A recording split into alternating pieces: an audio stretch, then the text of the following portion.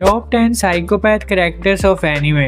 Anime की दुनिया में आपने विलेंस तो बहुत देखे होंगे, लेकिन आज हम बात करने वाले कुछ ऐसे साइकोपैथ कैरेक्टर्स की जिन्होंने हमें दिखा दिया कि असली विलेंस कैसे होते हैं। जिनमें से कुछ रिवेंज के लिए पागल है और कुछ पागल है पावर के लिए, और कुछ को तो दूसरों को दर्द पहुंचाने में ही मज़ा आता है।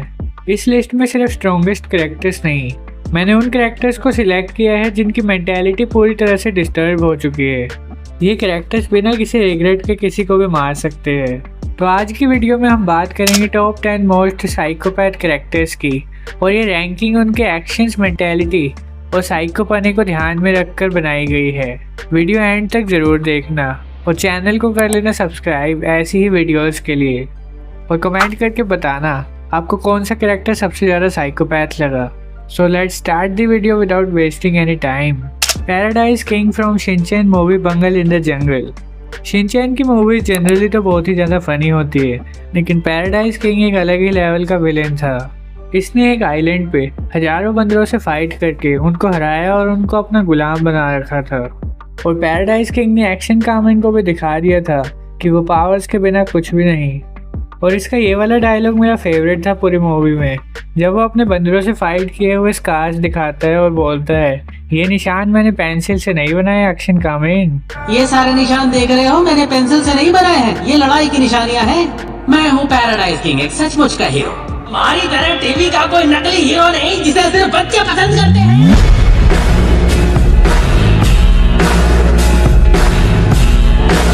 और इसकी डबिंग भी कमाल की की थी हंगामा टीवी ने, एकदम पतली और साइको सी आवाज़ के साथ। और ये सब चीज़ें ही पैराडाइज किंग को एक साइको विलन बनाती है। आपको ये विलन याद है कि नहीं, कमेंट करके ज़रूर बताना, क्योंकि मुझे नहीं लगता ज़्यादा एनिमे फैंस को इसके बारे में पता होगा। Don Quixote Doflamingo from One Piece. One Piece world में अगर किसी को एविल की डेफिनेशन कहा जाए तो वो होगा डोफ्लामिंगो। बचपन में डोफ्लामिंगो एक सेलेस्टियन ड्रैगन था, और जिन्होंने वन पीस नहीं देखा उनको मैं बता दूं कि सेलेस्टियन ड्रैगन वन पीस की सबसे रॉयल क्लास है। वो सबसे ज़्यादा रिच और रॉयल होते हैं वन पीस में। लेकिन डोफ्लामिंगो के फादर ने ये सेलेस्टियन ड्रैगन का स्टेटस छोड़कर नॉर्मल लाइफ जीने का फैसला लिया। लेकिन नॉर्मल लोगों के बीच सेलेस्टियन ड्रैगन्स की इमेज रूथलेस डिक्टेटर्स की है, और इसी डिसीजन की वजह से डोफ्लामिंगो और उसकी फैमिली को बहुत ही ज़्यादा टॉर्चर किया गया, और इसीलिए डोफ्लामिंगो की लाइफ हेल में बदल गई और उसके अंदर से इंसानियत ही ख़त्म हो गई। और शायद इसीलिए सिर्फ 10 साल की उम्र में ही डोफ्लामिंगो ने अपने बाप को गोली मार दी, और तब से ही डोफ्लामिंगो के लिए पावर से इम्पोर्टेंट कुछ भी नहीं। और सबसे खतरनाक बात यह है कि डोफ्लामिंगो को दूसरों को दर्द में देखकर अफसोस या पछतावा नहीं होता। वो एक बड़ी सी स्माइल के साथ लोगों की ज़िंदगी बर्बाद कर देता है, और अपने एनिमीज़ को मेंटली और फिजिकली टॉर्चर करने में उसको बहुत मज़ा आता है। इसी हिले हुए माइंडसेट की वजह से डोफ्लामिंगो एक साइकोपैथ माना जाता है। Orochimaru from Naruto.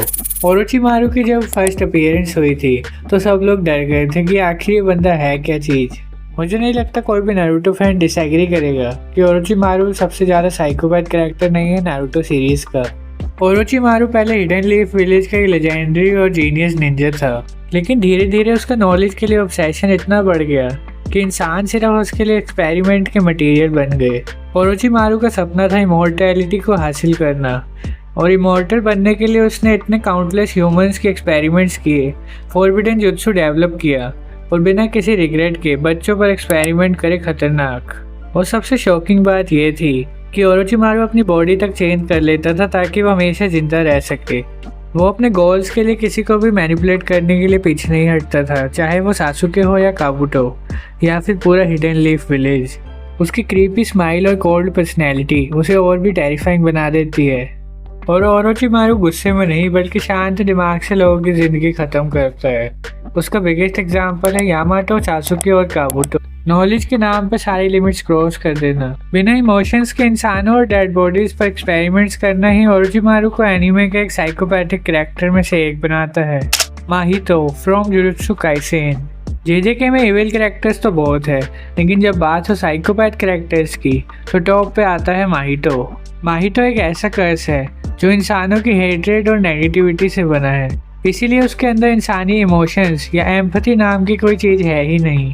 माहितो की कर्स्ड टेक्निक जो है आइडल ट्रांसफिगरेशन, जिससे किसी भी इंसान की सोल को टच कर उनकी बॉडी को इंस्टेंटली ट्विस्ट कर सकता है, लेकिन उसकी पावर से भी डरावनी है उसकी सोच, क्योंकि माहितो बस अपने एंटरटेनमेंट के लिए इनोसेंट लोगों की ज़िंदगी ख़त्म कर देता है, और जुनपे और ननामी इसके ग्रेटेस्ट एग्जाम्पल्स है। इसीलिए माहितो मॉडर्न एनिमे का एक जाना माना साइकोपैथिक कैरेक्टर है। सासुके उचिहा फ्रॉम नारुतो। सासुके उचिहा शुरू से साइकोपैथ नहीं था, लेकिन रिवेंज ने उसको इस राह पर ला दिया कि वो अपने सभी दोस्त नारुतो, साकुरा और ककाशी सेंसे सबको ख़त्म करने के लिए तैयार था। अपने पूरे उचिहा क्लैन का खात्मा देखने के बाद उसकी ज़िंदगी का सिर्फ एक ही मकसद था, इताची से बदला लेना। लेकिन जब उसे सच पता चला कि इताची ने विलेज के ऑर्डर्स पर यह सब किया था, तब सासुके पूरी तरह से साइको हो गया। उसने हिडन लीफ को ही बर्बाद करने का फैसला कर लिया था। रिवेंज के चक्कर में उसने अपने दोस्त साकुरा, नारुतो और ककाशी तक को मारने की कोशिश की, जिसने सासुके को चिडोरी जैसा लेजेंडरी अटैक सिखाया। सासुके ने उसी ककाशी पर हाथ उठा दिया। सासुके को इस टाइम लगता था कि उसका हर डिसीजन सही है, और इसीलिए शायद सासुके ने ओरोचिमारू से ट्रेनिंग लेना भी सही समझा। लेकिन बाद में सासुके ने अपनी गलतियों को समझा और रिडेम्पशन आर्क का रास्ता चुना। लेकिन throughout the series most of the time तो मुझे वो एक साइको कैरेक्टर ही लगा। Hisoka from Hunter x Hunter. Hisoka Hunter का एक सबसे सनकी कैरेक्टर है। उसके लिए फाइट सिर्फ बैटल नहीं, एक एंटरटेनमेंट का जरिया है, और इसको पावरफुल ओपोनेंट से लड़ने का इतना ऑब्सेशन है कि ये अपने ओपोनेंट को और ताकतवर होने के लिए जिंदा छोड़ देता है, ताकि इसको और एक्साइटिंग बैटल्स मिलने का मौका मिले। सबसे खतरनाक बात यह है कि हिसोका कब किसको मार दे कुछ नहीं पता, क्योंकि ये बहुत ही ज़्यादा अनप्रिडिक्टेबल बंदा है। क्योंकि कभी ये गोन की मदद कर देता है और कभी ये इनोसेंट सिविलियंस को मारने से पीछे नहीं हटता। हिसोका का ये संकी ट्विस्टेड माइंडसेट और वॉयलेंस के लिए ऑब्सेशन ही उसे एक साइकोपैथ और अनप्रिडिक्टेबल कैरेक्टर बनाता है। Doma from demon slayer. Demon slayer का सबसे साइको अपर मून। आधे से ज़्यादा डीमंस भी इससे डरते हैं। अपने चाइल्डहुड से ही डोमा में कोई इमोशंस और एम्पैथी नहीं थे। डोमा हमेशा एक नकली सी इनोसेंट सी स्माइल के साथ रहता है, लेकिन डोमा की स्माइल के पीछे एक ऐसा मॉन्स्टर छुपा है जो सिर्फ हजारों लोगों को मारता नहीं बल्कि उनको खा जाता है। और अपने विक्टिम्स को खाना डोमा की हॉबी है। दूसरों की पेन को समझ ही ना पाना, फेक काइंडनेस दिखाना और अपनी भोली सी स्माइल के साथ ब्रूटल मर्डर्स करना, ये सब क्वालिटीज डोमा को डीमन स्लेयर का सबसे साइकोपैथ विलन बनाती है। ब्रोली फ्रॉम ड्रैगन बॉल जी। यहाँ सुपर वाले ब्रोली की बात नहीं हो रही, यह बात हो रही है ड्रैगन बॉल जी वाले ब्रोली की, जिसने अपने बाप पैरागस को मारने से पहले एक बार भी दोबारा नहीं सोचा। और अपने जन्म से ही ब्रोली के अंदर एक लेजेंडरी सुपर सेन की पावर्स थी, जो कि बहुत ज़्यादा अनइमेजिनेबल थी, और गोकू को देखते ही ब्रोली का दिमाग खराब हो जाता था। इसका रीज़न है चाइल्डहुड ट्रॉमा, और पैरागस की नफरत ने उसका दिमाग इतना अनस्टेबल बना दिया था। इसीलिए ब्रोली अपने अपोनेंट को सिर्फ हराता नहीं था, टॉर्चर करता था, और उनकी लाचार हालत देखकर ये ब्रोली उनके मज़े लेता था। और ब्रोली को इतना परफेक्टली साइकोपैथ विलन बनाने में राजेश कावा सर का भी मेजर रोल है, जिन्होंने ब्रोली को हिंदी में डब किया है और ब्रोली की साइकोपैथ पर्सनैलिटी को जस्टिस दी। और शायद इसीलिए ब्रोली का Hindi dub one of the best बन गया डीवीजी में। तो कुचले जाने के लिए हरा कीड़ा आया है। क्या तुम अक्सर पहले बच्चों से लड़ते हो? मैं अपनी मर्जी का मालिक हूँ, मुझे इन बातों से फर्क नहीं पड़ता। ये तो हैवान है। अगर हमने इसे जिंदा रहने दिया तो ये धीरे धीरे पूरे ब्रह्मांड को मिटा देगा। Eren Yeager from attack on Titan. Eren Yeager की जर्नी एक इनोसेंट चाइल्ड से शुरू हुई थी, लेकिन एंड होते होते वो एनिमे हिस्ट्री का एक सबसे कंट्रोवर्शियल कैरेक्टर्स में से एक बन गया। अपनी माँ की डेथ के बाद एरन के अंदर जो टाइटन्स के लिए हेट थी, उसने एरन को बदलने की शुरुआत की।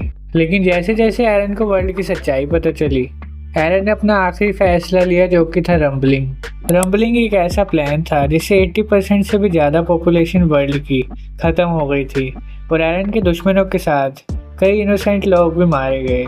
और एरन को ये अच्छी तरह से पता था कि रंबलिंग के कॉन्सिक्वेंसेस कितने हॉरिफाइंग होने वाले हैं। लेकिन एरन के लिए उसकी और उसके दोस्तों की फ्रीडम सबसे ऊपर थी, इसीलिए एरन पूरी दुनिया को ख़त्म करने के लिए तैयार था। एरन को एक प्योर साइकोपैथ कहना तो सही नहीं होगा, क्योंकि उसके इन एक्शंस के पीछे इमोशंस और मोटिव्स थे। लेकिन उसकी रूथलेस मेंटालिटी और ह्यूमैनिटी के खिलाफ लिया गया सबसे बड़ा डिसीजन उसे एनीमे के सबसे डेंजरस और साइकोलॉजिकली कॉम्प्लेक्स कैरेक्टर्स में जरूर शामिल करता है। मेरे अकॉर्डिंग तो एरन ने कहीं ना कहीं सही किया। आपको क्या लगता है कमेंट करके ज़रूर बताना। Light Yagami from death note. Death note series की शुरुआत में लाइट एक इंटेलिजेंट और हार्डवर्किंग स्टूडेंट था, लेकिन लाइट को जब डेथ नोट मिली तब उसने अपने आप को एक जज समझना शुरू कर दिया था दुनिया का। और पहले तो उसने क्रिमिनल्स को मारने से शुरुआत की, लेकिन धीरे धीरे उसकी वो सोच बदल गई। जो भी लाइट के रास्ते में आया, चाहे वो इनोसेंट हो, पुलिस ऑफिसर हो या वो उसका खुद का बाप ही क्यों ना हो, लाइट ने सबका नाम लिख दिया डेथ नोट में। सबसे खतरनाक उसकी इंटेलिजेंस थी। वो अपने हर मर्डर को इतनी परफेक्शन के साथ करता था कि दुनिया के ग्रेटेस्ट डिटेक्टिव एल को भी इस केस को सॉल्व करने में मुश्किल हो रही थी। और मैनिपुलेशन लाइट की सबसे बड़ी स्ट्रेंथ थी।